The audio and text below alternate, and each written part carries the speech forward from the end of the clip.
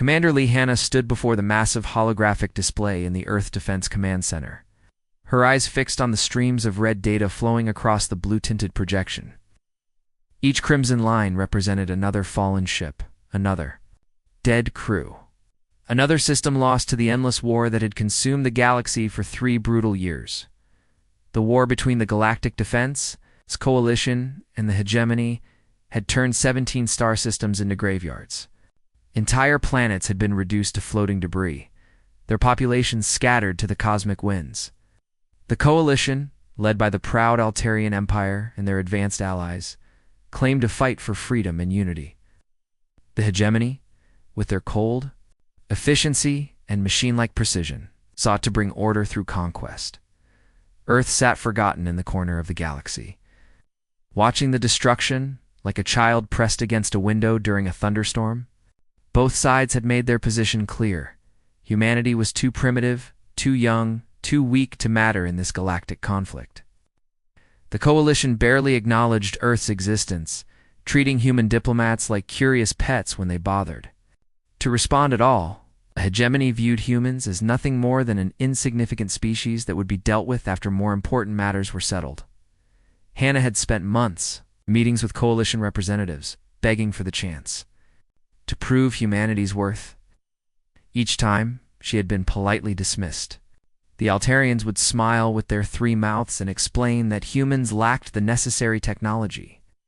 The Zephyrians would flutter their crystalline wings and suggest that humans stick to observing from a safe distance. The Corthoni would simply ignore her entirely, their insectoid eyes focused on more pressing matters. Lieutenant Park Ji-hoon entered the command center, his boots echoing in the vast space. His young face carried the weight of disappointment that had become all too familiar in recent months. He carried a datapad in his hands, but Hannah already knew what it contained before he spoke. Another diplomatic rejection, Ji-hoon reported, his voice tired. The Altarian High Command refuses to even consider our military assistance proposals. They said our technology is centuries behind theirs, and that human involvement would only complicate their strategic planning. Hannah felt her jaw tighten. She had heard these excuses before, but they never became easier to accept. The Coalition was losing ships every day, their casualties mounting with each failed offensive, yet they still refused human help. It was not just arrogance anymore, it was stupidity. What was their exact response? Hannah asked, though she suspected she already knew. They thanked us for our enthusiasm, but suggested we focus on providing raw materials and basic supplies to support their war effort. They said humans could serve the galaxy best by staying out of the fighting and contributing through industrial support. Hannah turned back to the holographic display, watching as another star system flickered from blue to red. The Hegemony had taken the Vega colony home to 12 million Altarians. In the past week alone, the Coalition had lost 4 major battles and countless smaller skirmishes. Their advanced technology and superior firepower meant nothing when they kept making the same tactical mistakes over and over. Again, the problem was clear to anyone willing to see it. The Coalition fought like they had been fighting for 1,000 years, with rigid formations, predictable strategies, and an unwillingness to adapt. They relied on their superior technology to win battles, but the Hegemony had learned to counter every advantage the Coalition possessed. Both sides were locked in a deadly dance of escalation, each developing new weapons only to watch their enemies develop better defenses. Commander Ji-hoon said carefully, "Perhaps we should consider their suggestion. Our industrial capacity is significant, and we could help with supply lines and support operations." Hannah shook her head. "That's exactly what they want for us. To stay quiet and useful while they fight a war they're losing. They don't want our help because they're afraid of what we might show them." "What do you mean, look at this war, Ji-hoon? 3 years of fighting, and what do they have to show for it?" "Fights are using the same tactics their ancestors used centuries ago. They rely on their technology to solve problems instead of thinking creatively. They follow protocols and procedures that haven't changed in generations." Hannah moved closer to the display, pointing at the latest battle reports. The Coalition lost at Proxima because they sent their fleet in the same formation they always use. The Hegemony was waiting for them. They lost at Centauri because they followed the same attack pattern they've used for decades. They're predictable, and predictable armies lose wars. The truth was becoming clearer with each passing day. The galaxy's older civilizations had become trapped by their own success. They had grown comfortable with their advanced technology and established strategies. They had forgotten how to improvise, how to adapt, how to think outside the patterns that had served them for millennia. Humans, on the other hand, had spent their entire history learning to adapt. They had survived ice ages and plagues, wars and disasters, always finding new ways to overcome impossible odds. They had never had the luxury of superior technology or established protocols. They had learned to make do with whatever they had, to think creatively when conventional solutions failed. Then we'll have to find another way, Hannah muttered, her mind already working on alternatives. If they won't let us fight as equals, we'll prove our worth regardless. The galaxy was burning. Humanity would not stand by and watch it die. The war changed forever on a Tuesday morning when the hegemony deployed their newest weapon. Captain Kim Min-ho was drinking his morning coffee in the Earth Defense Command Center when the first distress signals began flooding in from across the galaxy. At first, he thought there was an error in the communication system. The reports seemed impossible to believe. The Zephyrian Third Fleet had been completely destroyed in less than 10 minutes. Ow. These were not ordinary ships, they were the pride of the coalition forces, equipped with shields that had protected them through centuries of conflict. Each battlecruiser carried enough firepower to level a small moon, and their defensive systems had never been breached by conventional weapons. But the hegemony had stopped using conventional weapons. "Sir, we're getting reports from the Altarian 2nd Battle Group," reported Communications Officer Lee Soman, her voice shaking. "They're saying the enemy is using some kind of new weapon that dissolves their shields like they're made of paper." Set down his coffee cup and moved to the main display. The tactical readout showed coalition forces retreating from every major engagement. Ships that had dominated battlefields for generations were being reduced to floating debris in a matter of minutes. The weapon appeared to work by breaking apart the molecular bonds that held matter together, making even the strongest armor and shields useless. "Quantum disruptors," whispered Dr. Park Ji-young, the Earth Defense Command's chief scientist. She had been studying the incoming data with growing alarm. "They've found a way to disrupt the quantum forces that hold atoms together. No known defensive technology can stop it." The implications were terrifying. Every ship in the coalition fleet was now vulnerable to instant destruction. The balance of power that had kept the war in stalemate for 3 years had been shattered. In a single day, the hegemony could now destroy any target they chose, and there was nothing the coalition could do to stop them. Within hours, the coalition was in full retreat. Admiral Vrex of the Altarian High Command issued emergency orders for all remaining ships to fall back to defensive positions around core worlds. The war that had been fought across 17 star systems was now being reduced to a desperate last stand around a handful of planets. Minho watched the casualty reports stream in throughout the day. The proud Zephyrian battlecruisers, each one a masterpiece of engineering that had taken decades to build, were being destroyed faster than they could retreat. The coalition's most experienced commanders were sending desperate messages, begging for reinforcements that no longer existed. By evening, the situation had become critical. The coalition had lost more ships in one day than they had in the previous 6 months of fighting. Their technological advantage had been completely eliminated, and their enemies were pressing forward with renewed confidence. That was when the message arrived from the Altarian High Command. "Earth Defense Command, this is Admiral Vrex of the Coalition Central Authority. We are requesting immediate assistance with supply production and logistical support. The Coalition is prepared to offer significant compensation for Earth's industrial capacity in this time of crisis." Lieutenant Choi Sun-hee, who had been monitoring communications, looked up from her station with surprise. "Sir, they're finally asking for our help." Minho read through the formal request carefully. The Coalition wanted Earth to manufacture basic supplies, spare parts, and raw materials for their war effort. They were offering to pay handsomely for human industrial capacity. But the message was clear. They still saw humans as useful only. For manual labor and manufacturing, they're not asking for soldiers, Sun He pointed out. They want us to build things for them while they do the fighting. Of course they do, Minho replied grimly. They still think we're too primitive to contribute anything meaningful to actual combat. But Commander Hannah, who had been listening to the conversation from her office, saw something different in the Coalition's request. She emerged from her office with a determined expression that Minho had learned to recognize over the years. We'll take their supply contracts, she announced to her staff, but we'll do it on our terms. Let them give us the ships they consider expendable, the outdated vessels no other species wants to risk their lives in. The room fell silent as her words sank in. The Coalition had thousands of older ships sitting in storage facilities across the galaxy. These were vessels that had been replaced by newer models, ships that were considered obsolete by modern standards. No advanced civilization would risk their people in such outdated equipment. Lieutenant Choi Sun-hee looked up from her tactical display, her eyes wide with understanding. You're suggesting we volunteer for suicide missions? I'm suggesting we show them what humans can do with ships they've already written off.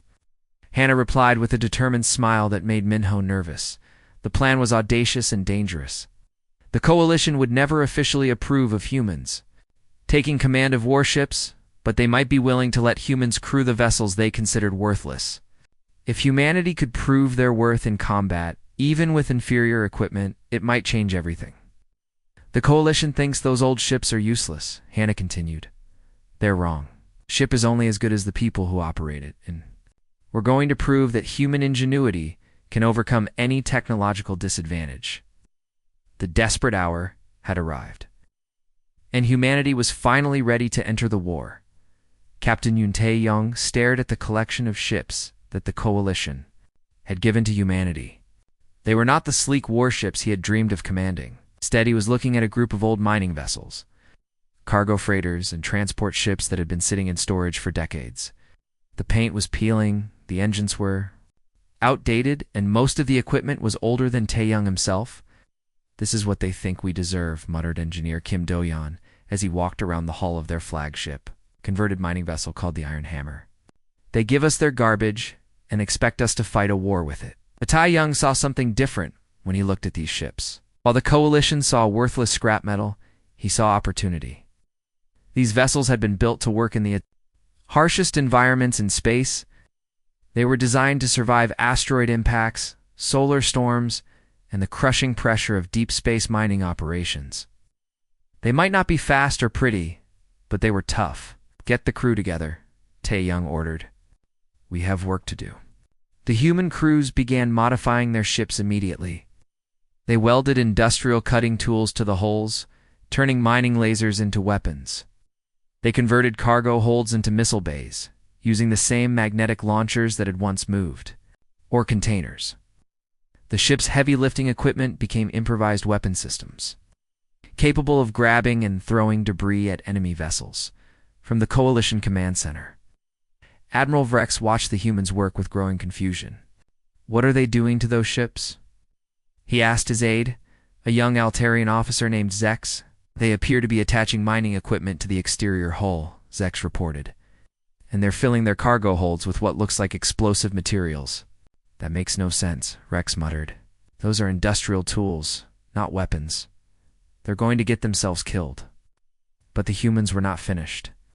They painted their ships in bright colors and strange patterns, making them look nothing like proper military vessels. They attached speakers to the hulls and began broadcasting human music and strange messages. Some ships even displayed images and symbols that had no tactical purpose whatsoever. They're making themselves more visible to enemy targeting systems, observed the Coalition's tactical officer.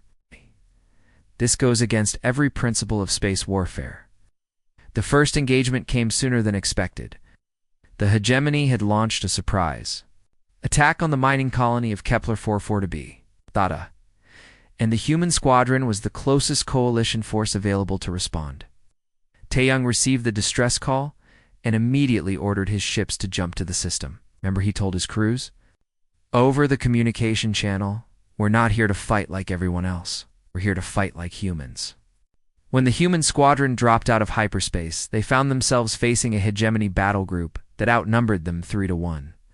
The enemy ships were sleek and deadly, equipped with the latest technology and commanded by experienced officers who had never lost a battle. The hegemony commander, a cold and logical artificial intelligence called Nexus 7, analyzed the approaching human ships with mild interest. The vessels appeared to be converted civilian craft with no military value. The AI calculated that the engagement would be over in less than 4 minutes, but the humans did not attack in the formation that Nexus 7 expected. Instead of approaching in neat lines like proper warships, they scattered in all directions. Ships flew straight at the enemy, others circled around, and a few even seemed to be flying backward. What is their tactical plan? Nexus 7 asked its subordinate systems. I cannot identify any logical pattern in their movement. The first human ship to engage was the Iron Hammer. Instead of firing traditional weapons, it launched a stream of cargo containers at the enemy flagship. The containers were filled with mining explosives and programmed to detonate on impact. The hegemony ship's defensive systems were designed to stop energy weapons and missiles, not flying storage units. They're using cargo containers as weapons, reported a shocked hegemony officer. How is that even possible? The explosions damaged the enemy ship's shields, but more importantly, they created a cloud of debris that blocked the hegemony's targeting systems. Other human ships flew through the debris field, using it as cover while they attacked from unexpected angles. The second human ship, commanded by Lieutenant Ogiwan, did something even more surprising. Instead of attacking the enemy vessels directly, it began grabbing asteroids with its mining equipment and throwing them at the hegemony formation. The rocks were not particularly dangerous, but they forced the enemy ships to break formation. To avoid them, this is not proper warfare, complained the hegemony tactical AI. They are using industrial equipment in combat situations. This violates all established protocols. But the humans were just getting started. They used their mining lasers to cut through enemy hull plating, deployed their cargo handling equipment to grab and crush smaller enemy ships, and even used their waste disposal systems to launch clouds of metallic debris that interfered with enemy sensors. The most confusing part was the psychological warfare. The human ships were broadcasting music, jokes, and random messages that made no tactical sense. One ship was playing what sounded like a cooking show, while another was broadcasting instructions for assembling furniture. How are they still alive? Demanded Nexus 7 as it's perfectly calculated. Strike patterns failed to account for human irrationality. Taeyong's response came through the system, because we're too stubborn to die when we're supposed to. News of the human victory at Kepler 44b spread through the coalition fleets like wildfire. Officers who had dismissed humanity as primitive barbarians now found themselves studying battle recordings with fascination and disbelief. The humans had not just survived their first engagement, they had won it using tactics that defied every principle of modern warfare. Admiral Hanna received her promotion to lead the first official human battle group 3 weeks after the Kepler incident.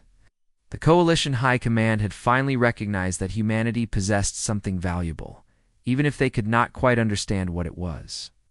They gave her command of 50 ships, all of them converted civilian vessels that no other species wanted to crew. They still think we're expendable, observed Commander Song Minji as she reviewed the ship assignments. Look at this list: mining barges, cargo haulers, research vessels, not a single proper warship in the entire fleet. Hannah smiled as she examined the specifications. Good. Let them keep underestimating us. We'll show them what these worthless ships can really do.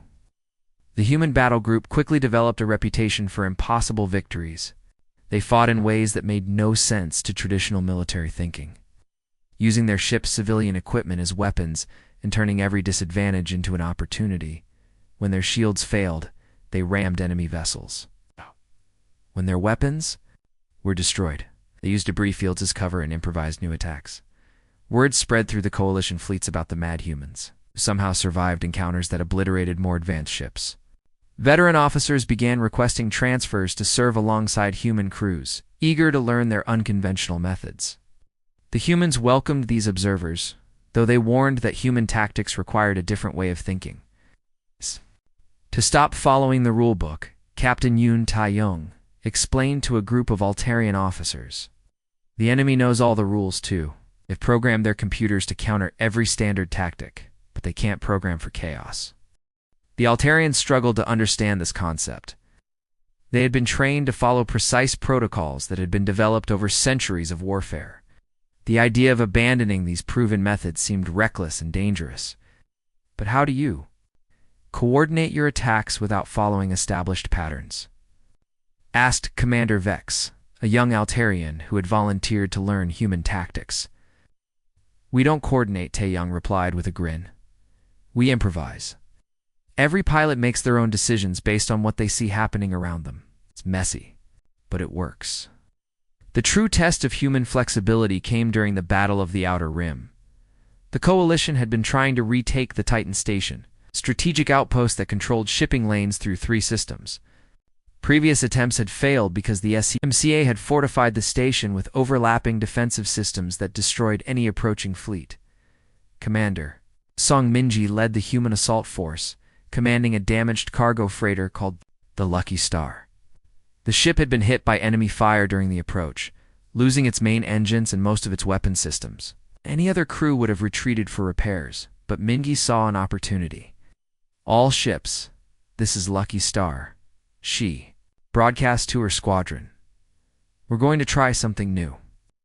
Follow my lead and be ready to improvise. Instead of retreating, Minji ordered her ship to drift toward the enemy station as if it were dead in space. The hegemony forces, believing the freighter was disabled, focused their attention on the other human ships. This gave Minji the opening. She needed the Lucky Star was equipped with an industrial fabricator, a machine designed to create spare parts and equipment from raw materials. Minji's crew had been experimenting with the device, and they had discovered that it could create much more than just ship components.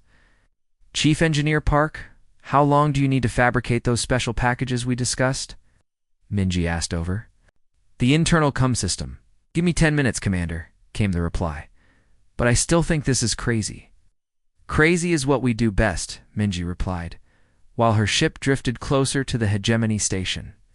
Minji's crew used the fabricator to create improvised explosive devices from the ship's raw materials.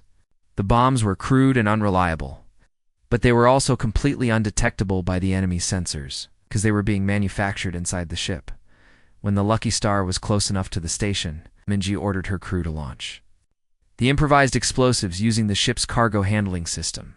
The bombs struck the station's defensive grid at precisely the right moment, creating a gap in the energy shields that protected the facility. The other human ships immediately exploited this opening, pouring through the gap and attacking the station from multiple angles. The hegemony defenders, who had been programmed to counter conventional assault tactics, found themselves completely overwhelmed by the chaotic human attack. The humans fight like the universe owes them something, observed Captain Zek, a veteran Zephyrian who had been watching the battle from a nearby coalition ship. They refuse to accept that a battle is lost until they've tried everything. Success at Titan Station marked a turning point in the war. The hegemony, which had relied on superior technology and predictable tactics, found themselves dedicating increasing resources to counter human unpredictability.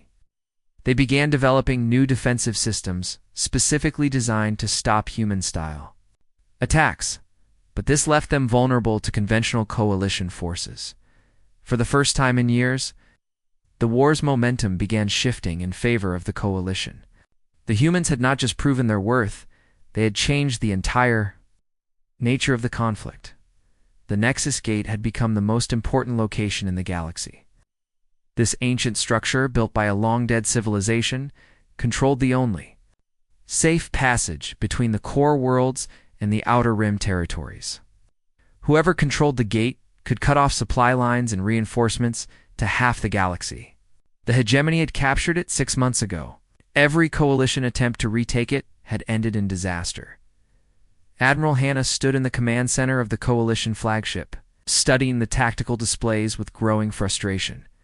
The gate was surrounded by the strongest defensive network the hegemony had ever built. Automated defense platforms, energy shields, and quantum disruptor arrays created an impenetrable barrier that had destroyed 3 coalition fleets in the past month. "We've lost 12,000 ships trying to break through those defenses," reported Admiral Vrex, his 3 mouths speaking in harmony. "The hegemony has turned the gate into the most fortified position in known space. Another direct assault would be suicide." The coalition's best military minds had studied the problem for weeks. Every simulation ended the same way: massive casualties with no chance of success. The hegemony's artificial intelligence had calculated every possible attack pattern and prepared counters for each one.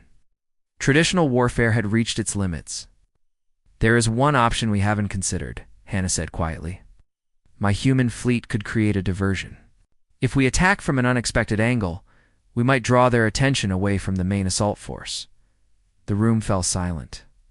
Every officer present understood what she was suggesting. The human ships would be throwing themselves against the most powerful defensive network in the galaxy with no hope of survival. It would be a suicide mission designed to give the coalition fleet a few precious minutes to strike at the hegemony's command ship. Admiral Hannah said, "Commander Zex, your ships would be completely destroyed. Humans would be sacrificing themselves for a plan that might not even work." "That's our choice to make," Hannah replied firmly. "We've been fighting for recognition since this war began, and we have a chance to prove that humanity belongs in this galaxy." The Coalition High Command approved the plan with reluctance. They had grown to respect human capabilities, but they also knew that the human fleet would not survive the assault. The best they could hope for was that the human sacrifice would create enough chaos to give the main fleet a fighting chance. Captain Nam Jasu prepared her ship, the Endless Dream, for what everyone knew would be her final battle. The converted mining vessel had been her home for 2 years, and her crew had become like family. They had volunteered for this mission knowing they would not return, but they faced the prospect with the same stubborn determination that had carried them through every previous engagement. "All ships, this is Admiral Hannah," came the voice over the communication system. "Today we show the galaxy what humans are made of.